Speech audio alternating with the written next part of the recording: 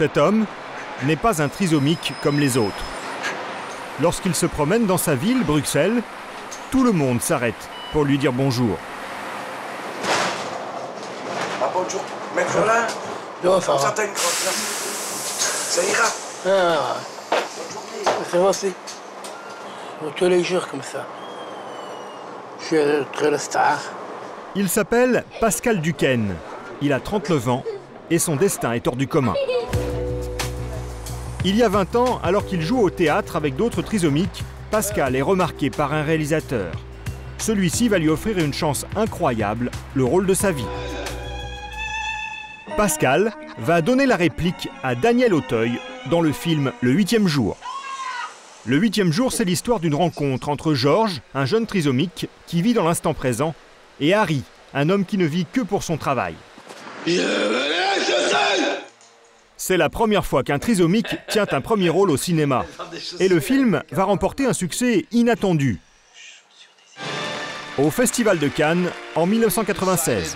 A décidé de donner un prix ex aequo au 8e jour. C'est la surprise. Pascal obtient le prix d'interprétation masculine avec Daniel Auteuil. Depuis, il est devenu un modèle de réussite pour toutes les personnes atteintes de déficience mentale. Bonjour, je suis Pascal Duquesne. Aujourd'hui, il revient sur le devant de la scène grâce à cette publicité pour un nouvel opérateur de téléphonie mobile, dans laquelle il revendique sa différence. Vous avez vu, je suis un peu différent. Mais en fait, je suis comme vous. Mais jouer la comédie n'est pas son seul talent. Quand il n'est pas sur les planches, Pascal a une vie bien remplie. Tous les jours, il se rend dans un centre pour déficients mentaux. Et chaque week-end, il s'entraîne dans un club sportif.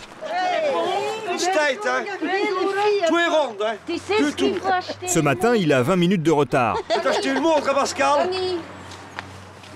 Et si son coach, Danny, le secoue un peu, c'est parce que dans moins de 2 mois, Pascal doit participer au Spécial Olympique, des Jeux réservés aux personnes atteintes d'un handicap mental. Mais cette année, Pascal est loin d'être prêt physiquement. Danny ne laisse rien passer. Allez, hop.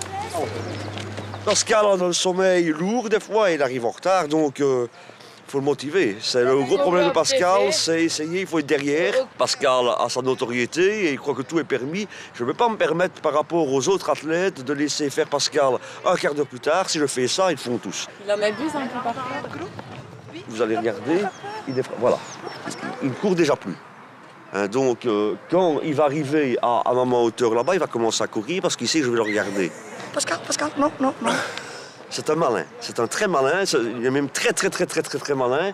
Donc, vous allez voir, hein, une fois qu'il va arriver là-bas, et je vais me retourner vers lui, il va commencer à courir. Et effectivement, quelques mètres plus loin, Pascal se remet à courir. Pour éviter de faire un deuxième tour de terrain, il tente même un dernier coup de bluff. Arrête, allez, marche à ton aise. Je te connais comme si je t'avais fait. Tu n'as strictement rien. Hein? Ah, tu sais, hein? Malin que t'es. Si Pascal rechigne à courir, il y a un sport dans lequel il excelle. OK. La natation. Il a déjà gagné plus de 15 médailles d'or au Spécial Olympique. Cette année, il se prépare pour nager le 25 mètres en brasse et en crawl. Mais visiblement, là encore, c'est plutôt mal parti. Tu te fous de moi? Tu te fous de moi? Oui. T'es sûr que tu te fous de ma gueule? Non. C'est ça que t'appelles la 25 mètres? Oui, alors? Et attends, tu l'as fait en dormant ou quoi? Non. Si. Je t'ai dit que tu le fais dans les mêmes conditions que les Jeux Olympiques. Donc maintenant, je prends le chrono. Et je veux que tu me le fasses de 25 mètres comme tu le fais aux Jeux Olympiques. Pas en dormant comme maintenant, Pascal. Ça ne va pas. Hé. Oh. Là, il est cuit, hein. Il vient de faire 6 longueurs. Il est mort, là. Hein. Oh, Danny, ça va. 6 mois et demi.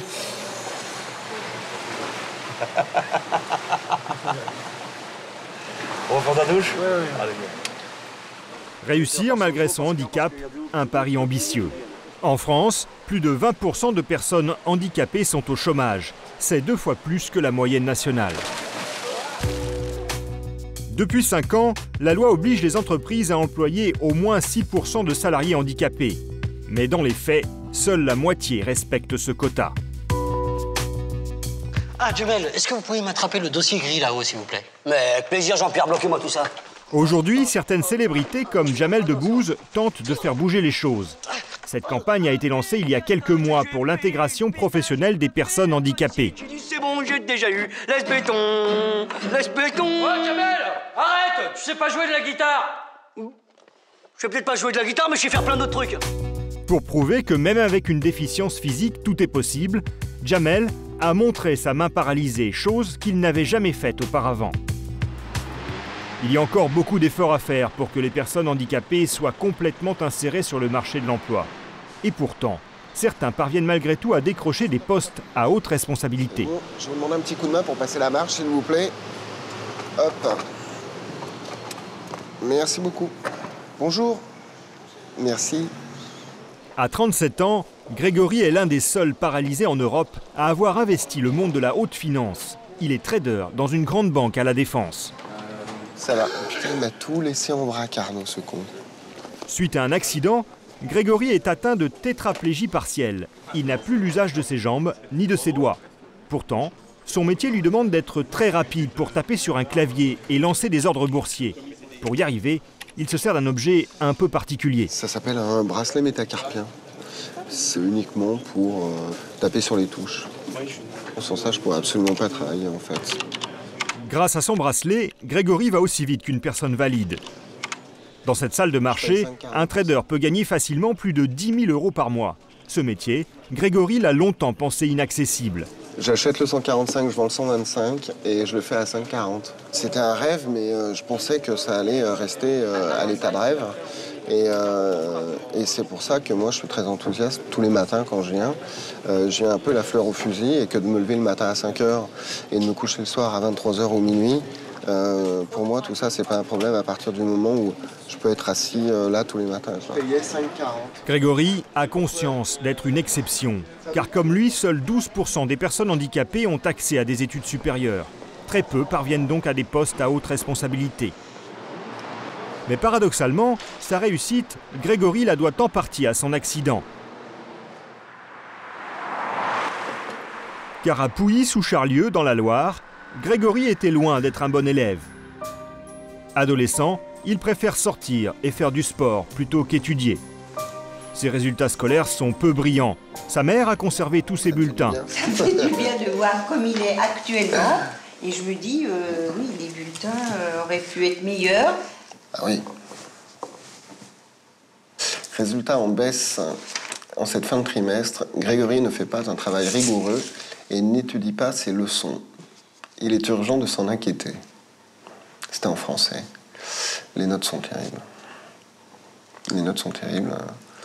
9, 6,5, 4. C'est pas brillant. Sa vie bascule le 3 juin 1990. Grégory a 17 ans. Ce jour-là, alors qu'il fait un tour de moto, il dérape et tombe dans un ravin. Il se retrouve paralysé. Pour ses parents, son avenir est brisé. Mais Grégory va faire une rencontre qui va changer le cours de sa vie. C'est un médecin qui vient le voir à l'hôpital. Pour lui, c'est le déclic. Il m'a clairement expliqué, il m'a dit voilà, dis-toi que ton corps il est mort, que tu as la chance d'avoir ta tête, donc ne pense plus qu'à ta tête et ne fais travailler que ta tête. Grégory décide donc de faire de son handicap une force et de réaliser un vieux rêve, devenir trader. Ah là, c'est quand tu rentrais à la maison, là. Il poursuit ses études, passe son bac et parvient à intégrer une école de commerce avec le soutien de sa mère. Tout était compliqué. Déjà, il ne pouvait pas écrire, donc pas prendre de notes. Donc, il fallait... c'était les copains de fac, les copains de lycée, photocopier leurs cours. Moi, après, je perforais tout et je mettais tout ça dans des classeurs, quoi. Il y a eu des jours où il passait les nuits à son bureau pour réviser. Aujourd'hui, Grégory a réussi son pari. C'est un as de la finance. On couche ?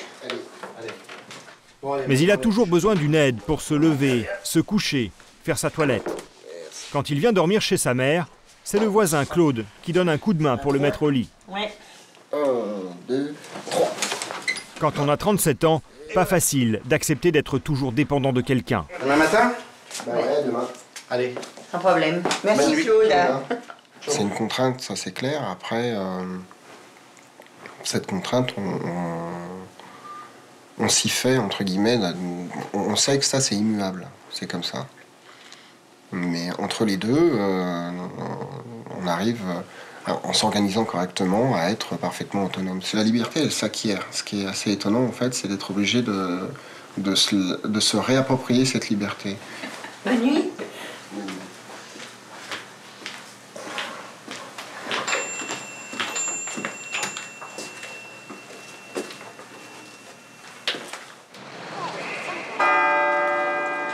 À Bruxelles, en Belgique, Pascal Duquesne, lui, est autonome.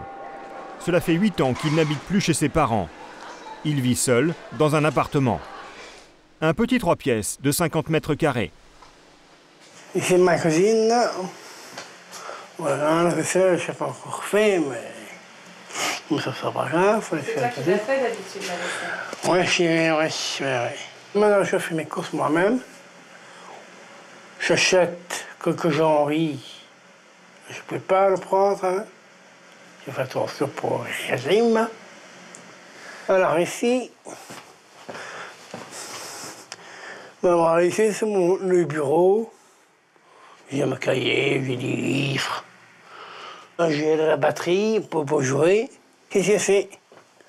Notre pièce, ici, c'est la chambre. Que je dors seul. Moi, j'ai envie de vivre en couple. C'est ça que j'ai besoin. Pour faire le ménage. C'est moi qui fais le repas. Pour manger à deux. C'est ça que j'ai envie. Si Pascal habite seul, il n'est pas complètement responsable pour autant. Écoute, prends 100 €. C'est sa mère, Huguette, qui gère son compte en banque. Mais tu sors un ticket, hein, Pascal, que je mette dans ta comptabilité. Hein. Malgré sa célébrité, Pascal ne roule pas sur l'or. Tous ses revenus liés au cinéma ou à la publicité reviennent à une association pour déficients mentaux fondée par sa mère. C'est elle qui conserve sa carte bleue. Il n'a le droit de retirer de l'argent qu'avec son autorisation. Il sait gérer son argent seul, Pascal? Dites. Plus ou moins. Voilà, le papier. Vous surveillez quand même? Ah oui, tous ces extraits de compte, oui. C'est moi qui les vérifie parce qu'il a tendance de croire que son budget est élastique. Alors, je lui dis, oh, Pascal, fais attention. Moi, j'essaye de lui dire qu'il doit regarder l'argent qu'on lui rend. S'il doit payer 12 € et qu'il donne 20 €, il doit savoir qu'il doit recevoir 8 € en retour. Et en général, les commerçants sont assez honnêtes. Hein? Chaque week-end, Pascal va manger chez ses parents dans la banlieue de Bruxelles. Le père de Pascal est parti lorsqu'il avait 2 ans. C'est Enrico, surnommé Papy, le second mari d'Huguette, qui l'a élevé. Il le considère comme son propre fils. Mais ce jour-là, Papy n'est pas très content. Pascal a perdu 50 €. Tu as perdu, ou on te l'a pris, ou tu les as dépensés? Non, j'ai perdu. Comment est-ce que ça, c'est que tu sais perdre ça? Quand j'ai gardé dans mon portefeuille, oui. Alors voilà, il est parti. J'ai acheté un sandwich et un pain chaud. Et tu t'es pas trompé quand tu as donné de l'argent? C'est pas là que tu t'es trompé, quand tu as payé. Ah, peut-être. Les parents de Pascal ont tout fait pour que leur fils soit bien intégré dans la société malgré sa trisomie. Huguette l'a toujours poussé à faire du théâtre. Papy, lui, a voulu en faire un athlète. Moi, je rappelais encore une fois avec Papy pour le courir, pour 100 mètres. Le dimanche matin, on partait au bois. Ouais. Et je tenais Pascal par la main. Mets ton pied comme ça, respire comme ça, ferme la bouche, respire comme il faut par ton nez, mouche-toi comme il faut. Allez, avance. Et c'est plus vite. Moi, j'essaye, ben voilà. J'ai voulu prouver que avec un enfant moins valide, on savait arriver à quelque chose. Il est arrivé au-delà de mes espérances. Ce qui m'impressionne le plus, qu'il sait se débrouiller. Enfin, c'est lui qui l'a voulu, hein. Et que ça a réussi, parce que malgré tout, on avait quand même très, très peur, hein, quand on l'a lâché dans la nature comme ça, hein. Et la plus grande récompense pour Huguette, c'est que son fils puisse voyager seul. Et n'oublie pas de prendre de la crème pour ton visage. Hein? J'ai dans ma trousse. Ah, ok, ça va alors. Pascal est l'un des rares trisomiques à pouvoir se déplacer un peu partout en Europe sans être accompagné. Ça? Oui. Bah, mets-le dans ta valise, Afieu. Oh, non, j'ai rentré dans la valise. Cet après-midi, Pascal doit se rendre à Paris. Car demain, il danse en duo dans le cadre d'un festival de création contemporaine. Si aujourd'hui Huguette est rassurée de le laisser prendre le train tout seul, cela n'a pas toujours été le cas. Plus jeune, il s'est souvent trompé de gare. Qui se retrouvait à Cologne au lieu d'être à Liège, qui se retrouvait à Anvers quand il devait s'arrêter à Villevorde. Et chaque fois que je lui disais maintenant c'est fini, tu ne voyageras plus seul. Oh non, maman, et donc je l'ai laissé faire. Et maintenant, je touche du bois. Mais mon grand, maman, je te vois mardi, d'accord? Ok, ça va. Allez, bonne route, hein? Oui. Mais une fois seul, à la gare de Bruxelles, petit moment de stress pour Pascal. Impossible de trouver son train sur le panneau d'affichage. Ouais, bon. Je cherche Paris, dans l'écran aussi. Et alors? Moi-même, je veux dire, je trouve pas. Ah, bon, voilà. Je vais trouver. Toi, 16h13. Paris Nord. Parfois 6.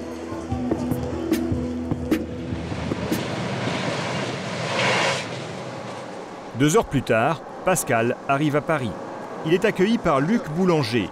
C'est lui qui produit le spectacle dans lequel Pascal va danser. Ouais, ça va? Ouais. Comme toute célébrité, Pascal a un emploi du temps très chargé. À peine arrivé à l'hôtel, il doit répondre à une interview pour un magazine sur le handicap. Je suis Colette Saulnier. Oui, oui, oui. Je représente le magazine Open Access. Oui. L'interview va durer près d'1 heure. La journaliste évoque la publicité pour un opérateur de téléphonie mobile à laquelle Pascal vient de participer. Et elle va employer un mot qu'il n'aime pas. Certaines personnes ont reproché que c'était utiliser le handicap pour cette campagne. Moi, je parle le mot handicapé. Tout le monde doit être différent. Parfois, il y a des autres personnes, il y a un jeune et c'est pas marché comme nous. Moi, je sais marcher. Et voilà la preuve, je fais quand même. Merci Pascal. Si Pascal est énervé, c'est parce qu'il ne se considère pas comme handicapé. Pour lui, le handicap est forcément physique. Moi, j'ai pas les mots handicapés. Moi, j'ai pas les mots là. Il y a beaucoup de journalistes qui viennent te poser des questions comme ça. Ouais. Mais ça plaise. La pression médiatique, la fatigue du voyage, le stress du spectacle, pour Pascal, c'en est trop. Est-ce qu'il va pas, Pascal? Je sais pas.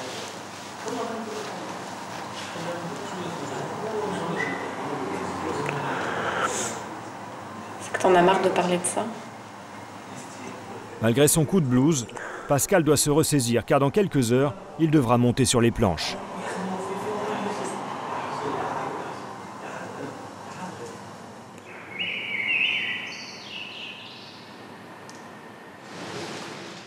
Nous retrouvons Grégory dans son appartement parisien.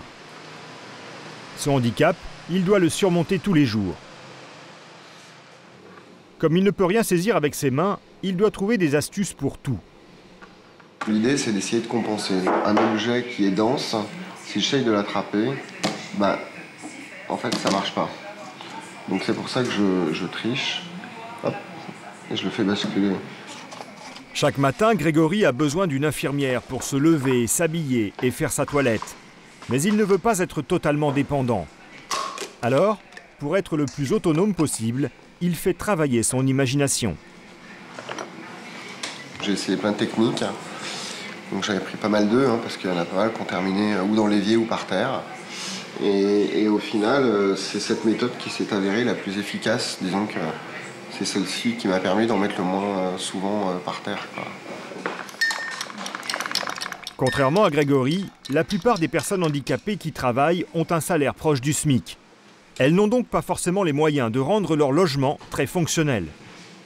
Grâce à ses revenus de trader, Grégory, lui, a pu aménager son appartement pour être plus autonome.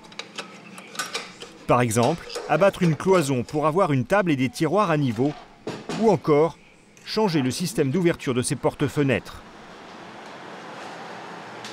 Et ici, j'ai fait faire mettre des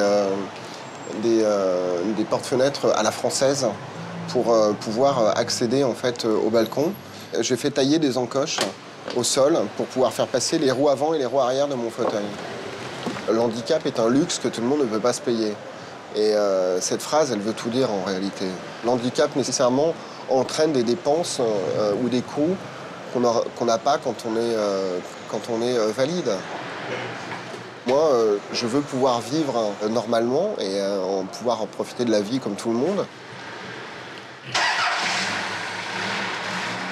Profiter de la vie comme tout le monde.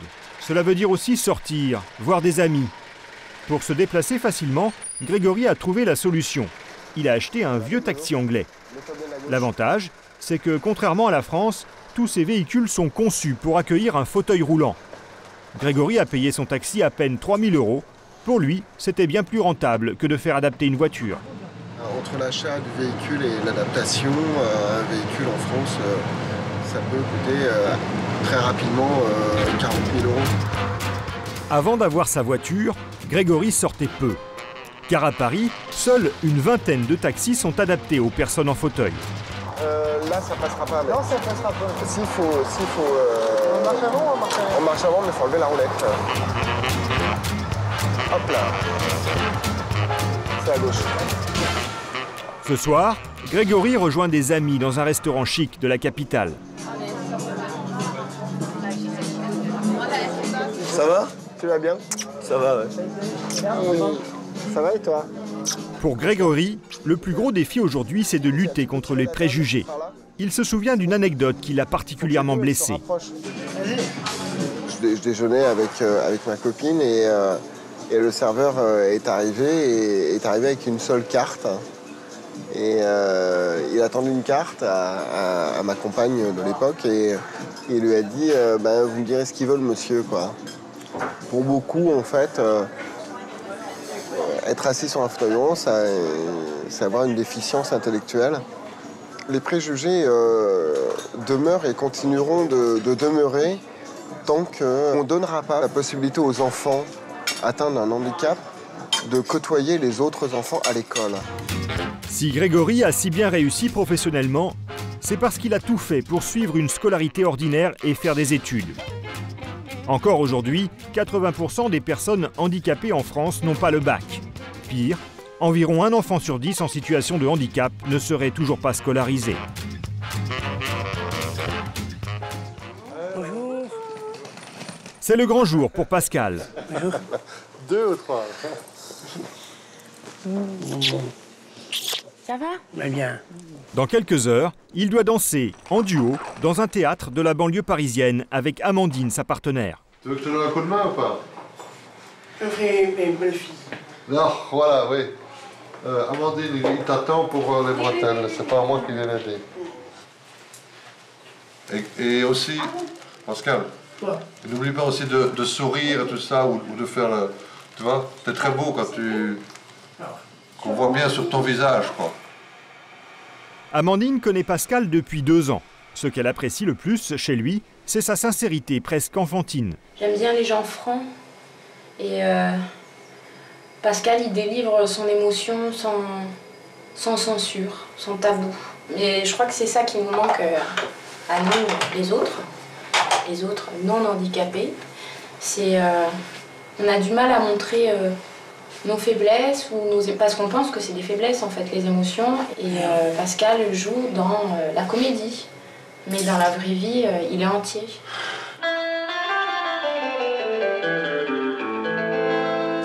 Pascal et Amandine se produisent devant une centaine de personnes.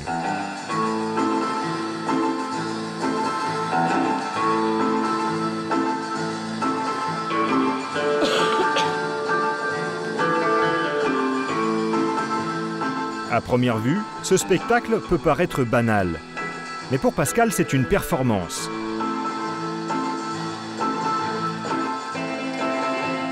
À cause de sa trisomie, il souffre d'un retard psychomoteur et intellectuel.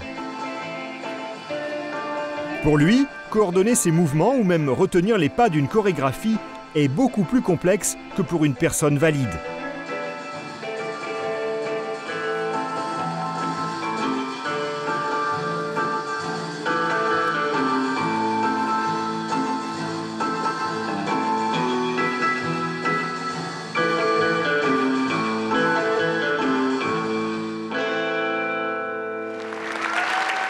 Ce jour-là, le succès est total. Pascal n'a commis aucun faux pas pendant son duo. Mais quelques semaines plus tard, c'est un autre défi qui l'attend, remporter une médaille d'or au Spécial Olympique. Et la pression est d'autant plus forte qu'il est à l'honneur sur toutes les affiches. Ces Jeux pour déficients mentaux ont lieu dans la commune de Mons, en Belgique. Pendant 3 jours, 3000 athlètes belges concourent dans une quinzaine de disciplines. Pascal, lui, se prépare pour le 25 mètres en crawl, sa nage de prédilection. Qu'est-ce que vous faites? Pour le chauffer les muscles. Ils sont obligés de le faire. J'espère le premier. J'espère. Mais la course ne va pas se dérouler comme prévu. Malgré un beau plongeon, Pascal mettra 29 secondes à parcourir ses 25 mètres. Une mauvaise performance qui lui vaut la 7e et dernière place. On lui remet quand même une médaille, mais cela ne suffit pas à atténuer sa déception.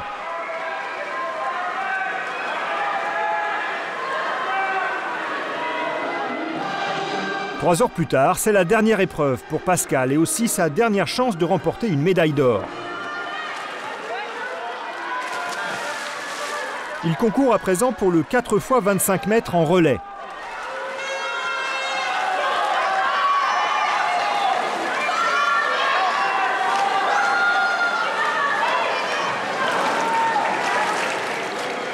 Pascal n'osait presque plus y croire.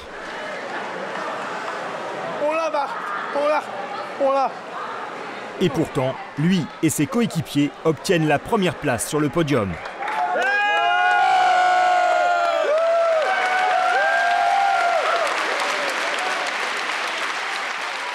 Malgré son handicap, Pascal a déjà une longue carrière de sportif et d'artiste derrière lui. Et ce n'est pas fini. On le retrouvera bientôt dans un film de science-fiction dont la sortie est prévue en janvier prochain.